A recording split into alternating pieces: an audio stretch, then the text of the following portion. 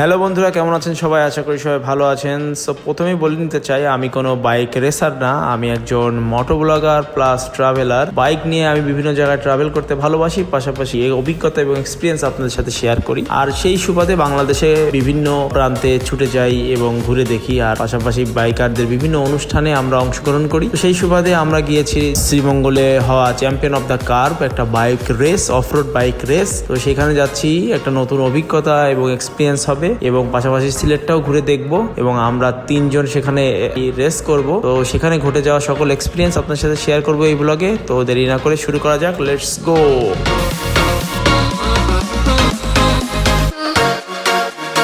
What's up guys, good morning from Jessore. December মাস চলে যাচ্ছে, করে ট্যুর হচ্ছে না, এই কারণে আবারও বেরোয় পড়তেছি আমরা যশোর থেকে শ্রীমঙ্গলের উদ্দেশ্যে। চায়ের দেশ ক্যাম্পিং এ যাচ্ছি, অ্যাকচুয়ালি চ্যাম্পিয়ন অফ দ্য কার্ভে, ওখানে আমাদের রেস হবে। তো আমরা রেসে পার্টিসিপেশন করবো 3 জন। তো 3 জন রেসার, আমরা যশোর থেকে যাচ্ছি। 3টা গাড়ি, আরো 2টা গাড়ি আসতেছে। সিলেট যাওয়া হয় না, সিলেটটা একটু ঘুরে দেখাবো আপনাদেরকে। এই যে আমরা যাচ্ছি 1 বছর পরে আবার একটা রেস খেলতে, অবশ্যই 2 জন 2টো মেডেল নিয়ে আসবো ইনশাল্লাহ। পরে এখান থেকে আমরা বেরোয় যে আগে তেল পাম্পে যাবো, একটু তেল লোড করবো, দেন বেরোয় পড়বো। Let's go. সো ফাইনালি ব্যাগটাক বাঁধা কমপ্লিট, আর এখন আমরা বের হয়ে পড়তেছি।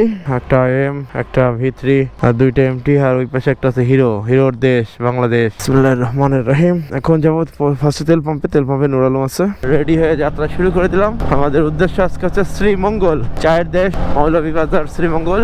তো আমরা মোটামুটি 5টা গাড়ি নিয়ে 6 জন রাইডার আমরা শ্রীমঙ্গলের উদ্দেশ্যে যাব।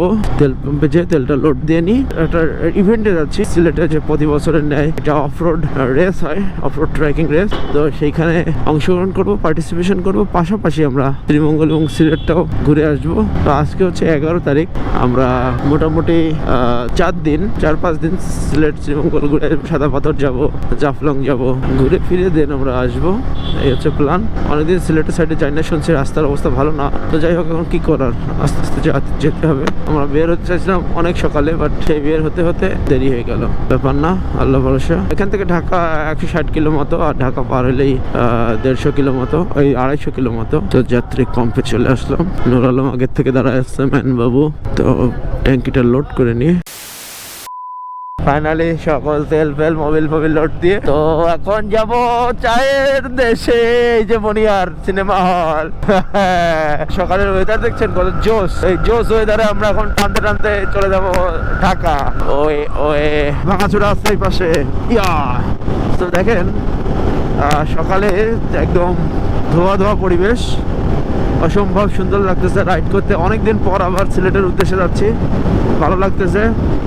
আমার শ্রীমঙ্গলের থেকে বেশি আমার জাফলংয়ে মানে জাফলংটা টানতেছে। অনেকদিন জাফলং যায়নি। তামাবিল বর্ডার, জাফলং অনেক সুন্দর একটা জায়গা।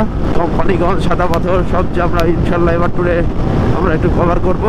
ওকে, সকালবেলা ট্রাকগুলো একটু বেপরোয়া চালায়, মাটির ট্রাক আর ইটের ট্রাকগুলো। কাকা হয়নি আল্লাহ, তাই একটু খাতাম একটা 1 কিলো মতো আমাদের দেন। আমরা আল্লাহ উলার রস, আরে মামা এই বছরে খাতেই পারলাম না রস। তো চাইছিলাম একটু যাত্রাপথে রস খেয়ে পেট ডায়রিয়াটা বাঁধাবো, তা আর হইলো না।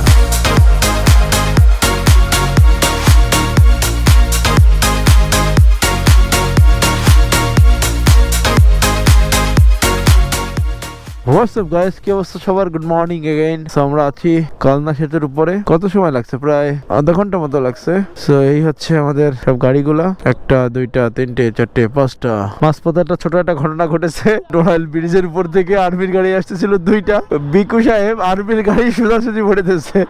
আর্মি না আমায় আবার একটু শিক্ষা দিয়ে দিল, সার্টিফিকেট দিয়ে দিল। তো যাই হোক, আস্তে আস্তে যাই। আমরা বের হয়ে পড়লাম, আর কালনা সেতুতে কিছুক্ষণ দাঁড়ায় ফটো সেশন করলাম। তো এখন সামনে কালনা টোল প্লাজা। এই রাস্তাটা সুন্দর করেছে, আর সুন্দরভাবে করে যাওয়ার কারণে দেখেন রাস্তাটা অনেকদিন টেকসই হয়ে গেছে, কোনো রকম আমার চলার অপশনই নাই।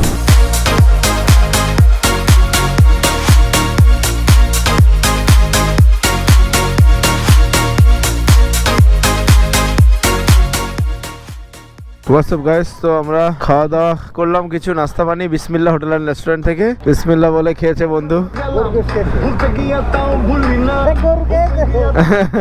সো আমরা এখন যাচ্ছি ঢাকা দিয়ে।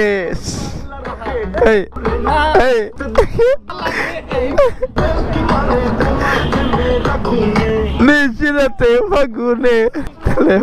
তোকে তো আবারও বের হয়ে পড়লাম গোপালগঞ্জ হাইওয়েতে। সুন্দর একটা সকাল, খুব সাবধানে যেতে হবে, এতগুলো গাড়ি একসাথে সুন্দরভাবে সুস্থভাবে ট্যুর কমপ্লিট করতে হবে। অনেক বড় প্ল্যান, মাথা গরম করার কোনো অপশনই নাই, রিল্যাক্সে সুন্দরভাবে সাবধানে।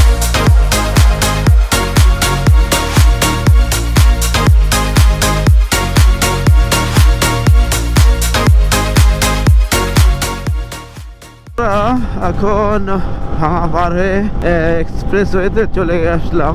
তো সামনে হচ্ছে এক্সপ্রেস ওয়ে একটা টোল প্লাজা, প্রথম টোল প্লাজা। আর টুকটুক করতে করতে আগাচ্ছি। এখন বাজে তো 10:30, 10:23। সুন্দর একটা ওয়েদার, আর শীতকালে এরকম ঠান্ডা ঠান্ডা ওয়েদারে আসলে চালাইতে মজা লাগে। মাওয়া এক্সপ্রেস ওয়েতে যে কথাটা না বললেই নয়, সেটা হচ্ছে 80-র উপরে উঠলে আবার মামলা হয়ে যায়। এটা খেয়াল করে আর কি চালাইতে হবে আপনার।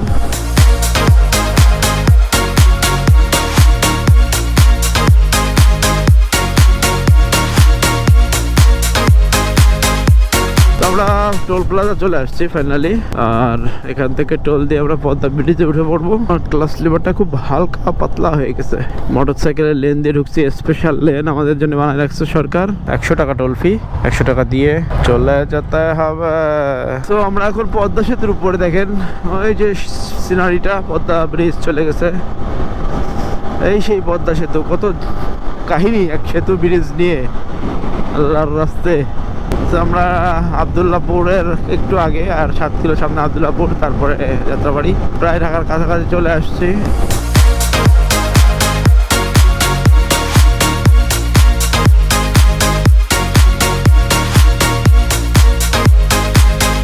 আমরা চলে আসছি পোস্তগোলা সেতুর উপরে, যেটা সেই বুড়িগঙ্গা। তো এখন আমরা যাব হচ্ছে আমাদের খোকন ভাইয়ের দোকানে। ওখানে যাব, যে একটু দেখা সাক্ষাৎ করবো। দেন তারপর ওখান থেকে আমরা শ্রীমঙ্গলের উদ্দেশ্যে বের হয়ে যাব। ওই যে সদরঘাট, এইখানে যে কতবার টোল দিছি আমি জীবনে। তো সোজা যাত্রাবাড়ি। তো এই রাস্তার কাজ আমি ছোটবেলাতে দেখতেছি, এখনো শেষ হয়নি। কি অবস্থা দেখেন, নোংরা অবস্থা, পরিবেশ পুরো বাজে অবস্থা। জ্যামের শহর Dhaka, welcome to Dhaka. Star মনে ফেলেছে কোসে। আমরা সাইনবোর্ডে যাবো একটু। হ্যাঁ,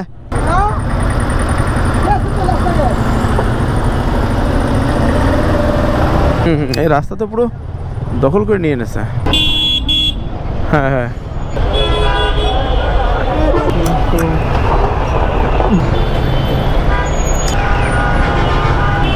আসেন আসেন।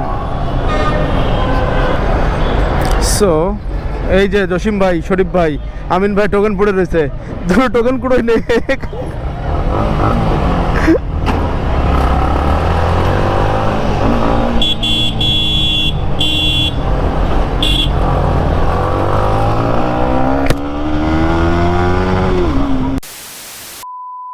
সো আমরা সাইনবোর্ডে চলে আসছি।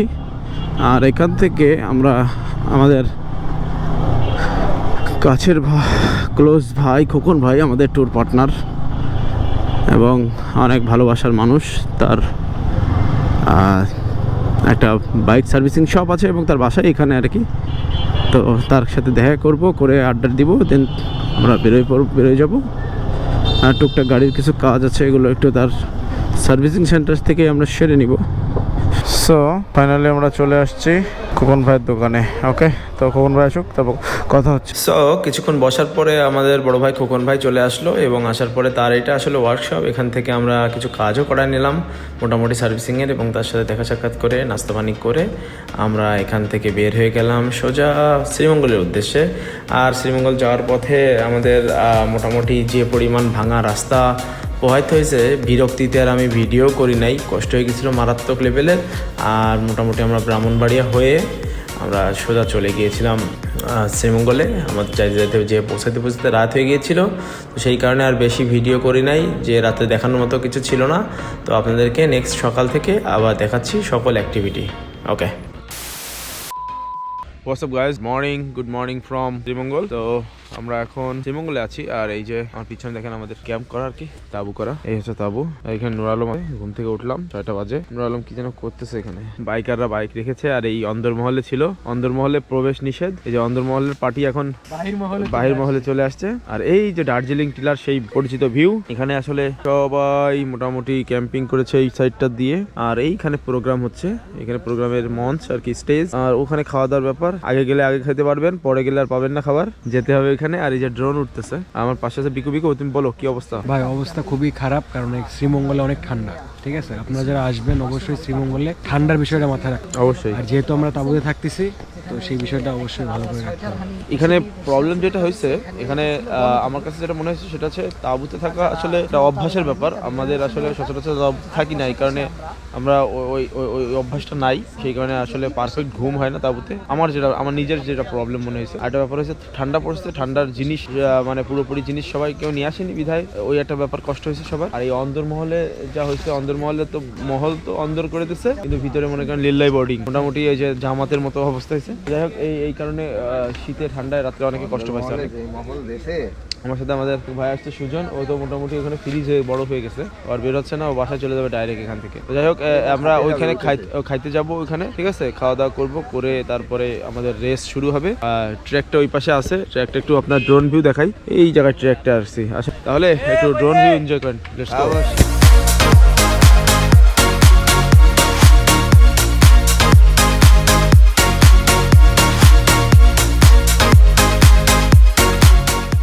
গাইস, সো খাওয়া দাওয়া শেষ করে এসে এখন আমরা রেডি প্রিপারেশন নিচ্ছি। আমরা হচ্ছি ইজি ট্র্যাকের যাত্রী। পুরো ট্র্যাক আছে এখানে, একটা ইজি ট্র্যাক। এটা হচ্ছে ভেস্ট, এটা পরে রেসে নামতে হবে। তো জ্যাকেটের উপরে ভেস্ট পরে নিলাম, অদ্ভুত লাগতেছে ভেস্ট পরে। সো এবার এই গেটআপে নামতে হবে। আমার একটু দেখাই দাও, এই যে আমিও রেডি হচ্ছি। পুরো রাডার। সো এখন আমরা নিচে নামবো, সবাই এক জায়গায় গ্যাদার হচ্ছে, খাওয়া দাওয়া করলাম। আর আমাদের মাঝে আমার ভাই আসছে সুজন, তো কালকে সবার আগে চলে আসছে। হ্যাঁ, আমি তো আগেই আসছি সবসময় আগে রয়েছে, কিন্তু পিছায় যায় তারপরে কেন জানি। তো ওই যে মাঠটা, আর ওই নিচে আমাদের নামতে হবে এখন। এই হচ্ছে গ্রাউন্ড, প্রোগ্রামের গ্রাউন্ড, আর রেজিস্ট্রেশন বুথ ছিল। আর নিচে আমরা যাচ্ছি এখন আমাদের রেস ট্র্যাকে এখানে। ওকে, সো এই হলো সেই দার্জিলিং টিলার সেই রাস্তাটা।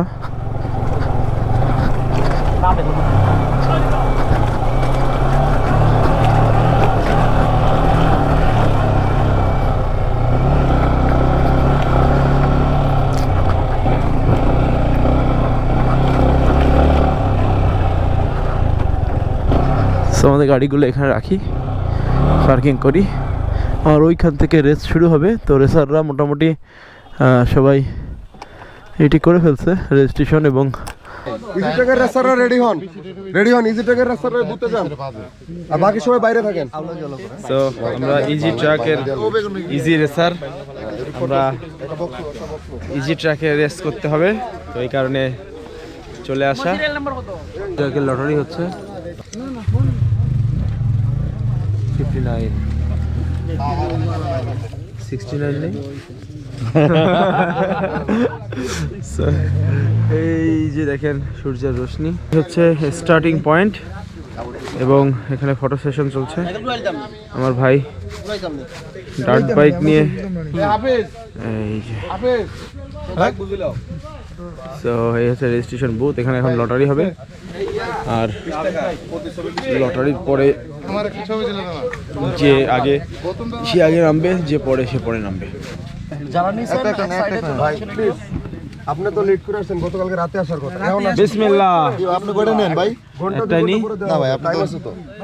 দেখি লাকি নাম্বার কত, একটু খোলেন না লাকি নাম্বার দেখি। ও যারটা সে তুলে নিতে হবে। ও 63 69 পাইলাম না ভাই। ইজি যারা সবাই ভাই 63 ইজি তুলেন। তুমি কত পাইছো? 54। তুমি তো আমার আগে রেস করবা, তোমার খেলা আমি দেখবো। 23 নাম্বার তোমার খেলা আমি দেখবো, তুমি কি করো বাবা। আপনার রেজিস্ট্রেশন ক্যান্সেল হয়েছে। ওই বললো যে স্পেশাল মানুষদের জন্য ডাইরেক্ট ফার্স্ট আরে ওই যে হই হুল্লার করে সারা রাত 4:30 পর্যন্ত ইয়ার এখন আবার বাথরুমে নেই পানি। বড় টেন্টের মধ্যে কেউ শুইতেই তো পারে নাই, আর চোখে লাইট মারে কিছু পাবলিক আছে। কারায় ফরুক ভাই আছে, তো ভাই দোয়া করে দেন যাতে জিততে না পারলেও পড়ে দিয়ে দেয়। এখন ট্রেকে দাঁড়াইছি আর কি, নামবো ইনশাল্লাহ। তো সবাই আর কি অপেক্ষা করছে, সিরিয়ালে একজন একজন করে আগাচ্ছে, আমরাও একটু পরে নামবো। ব্যান অফ দ্য কার্স গ্লড গ্রিভেন। ভাই অনুভূতি বলো। অনুভূতি অনেক এক্সাইটেড, আমি দেখি কি হয় আর কি ওখানে। এখন কি অবস্থা, আগে তো যখন ট্রেক রেকি করে আসলাম তখন এই পাশে দাঁড়াই, তখন হচ্ছে একরকম ছিল, আর এখন গ্রিপ ট্রিপ দিয়ে একাকার অবস্থা। তো যাই হোক, দেখি কি দিয়ে কি, আল্লাহ ভরসা যাই। হারা জেতা বড় ব্যাপার না, অংশগ্রহণটাই মেন। এই যে বাইক চলে আসছে, আল্লাহ ভরসা। ওকে আছে দাদা না?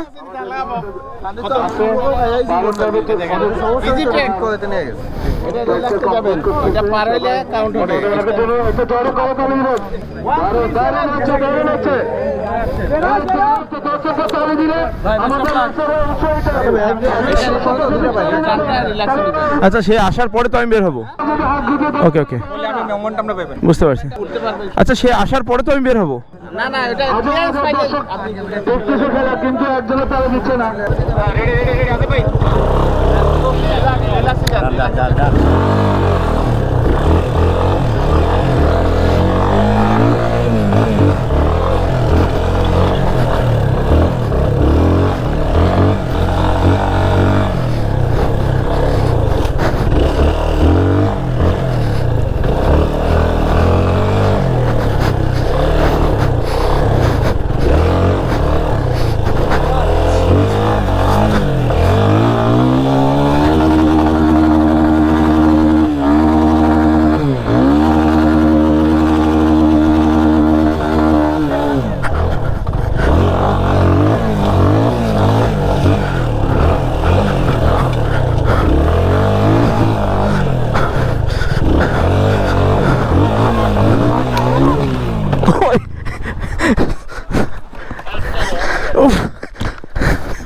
Wait.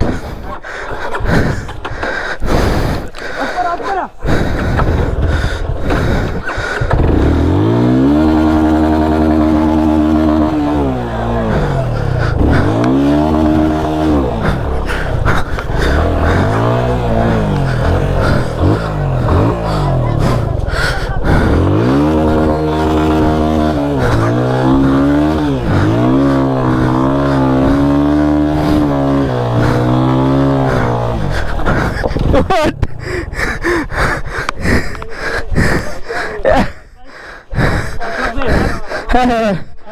এটা উঠা দিচ্ছে।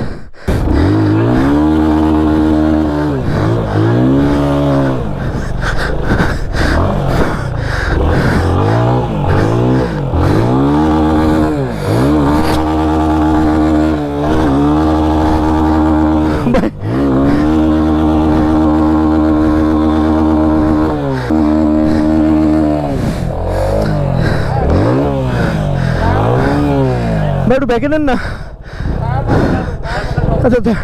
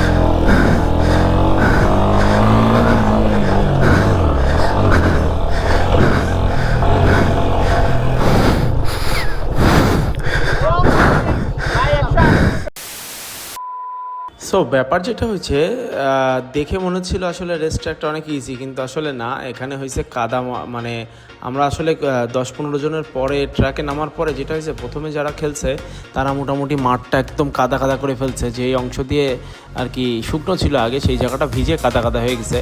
আর তারপরে ব্যাপার হচ্ছে যেটা টায়ার প্রচুর পরিমাণে স্লিপ করতেছিল ঘাসের উপরে প্লাস কাদা জায়গায়ও, সেই জন্য প্রথমে একবার ডিগবাজি খাইছি কাদার উপরে। তারপরে যে বালি, এত পরিমাণ বালি ছিল, বালি দেওয়া ছিল রোডের উপরে, যে ওখানে রানিংয়ে না বের হলে আসলে গাড়ি বের করা কঠিন, এই জন্য ওখানেও আমার টাইম গেছে মোটামুটি চলে। তারপরে আবার আসলে 2বার পড়ার পরে শরীরটা ছেড়ে দিয়েছে, কেমন যেন হাঁপাই গেছিলাম, প্রচুর পরিমাণে টেনশন নিয়ে ফেলছিলাম। আর এরপরে হিলে উঠতে যে আবার একবার পড়ছি, তো সব মিলে আর কি 3বার গড়াগড়ি করছি, করে মোটামুটি আমার অনেক টাইম লেগে গেছে। কিন্তু যতটা সহজ মনে করেছিলাম আসলে ততটা সহজ না। এই রাস্তাটা অফ রোড বাইকের জন্য, ডার্ট বাইকের জন্য একটু সহজ ছিল, বা ডার্ট বাইকের ট্র্যাকটা আরও কঠিন ছিল। তো দেখেন কীভাবে ডার্ট বাইকগুলো বের হচ্ছে। তো এই আর কি মোটামুটি এইভাবেই সারাটা দিন কাটছে। আর এরপরে লেডি বাইকাররা মাঠে নামছিল, তারা তো আরও লেজে গোবরে পাকাইছে। তো যাই হোক, মোটামুটি সব কিছু কমপ্লিট করে আমাদের সন্ধ্যা পর্যন্ত পুরো ট্র্যাক হয়েছে। আর কিছু ট্রেক শুনতেছি যে কালকে হবে আর কি, একদিনে কভার করে পারেনি তারা, যেহেতু জুম্মার নামাজের একটা বিরতি ছিল, খাওয়ার বিরতি ছিল। তো সব মিলাই আসলে অনেক রেসার ছিল এই কারণে, আর ট্রেকটা আসলে অনেক কঠিন ছিল। যাই হোক, হারা জিতা বড় ব্যাপার না, ব্যাপার হচ্ছে অংশগ্রহণ করাটাই মেন। আমার কাছে মনে হয়েছে একটা বড় অ্যাচিভমেন্ট হলো। তো এই আর কি দেখলেন, তো এনজয় করেন।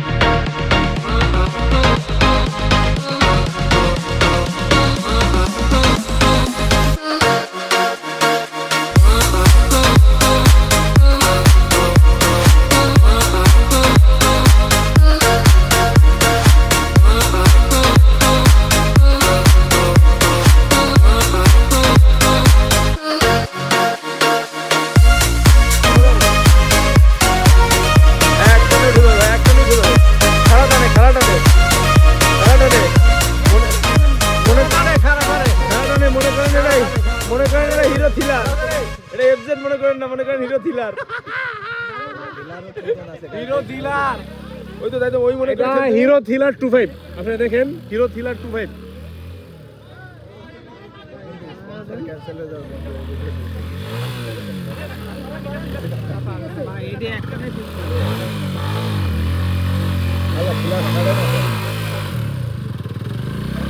ভাই ক্লাস ছেড়ে দেন, ক্লাস ছেড়ে দেখেন।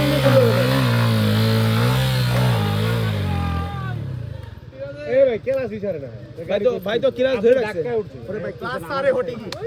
মনে করেন এটা হিরো থ্রিলার, মনে করেন এটা হিরো থ্রিলার, মনে করেন এটা হিরো থ্রিলার, হিরো 25, হিরো 25, ওইটা হিরো 4 লাখ টাকা।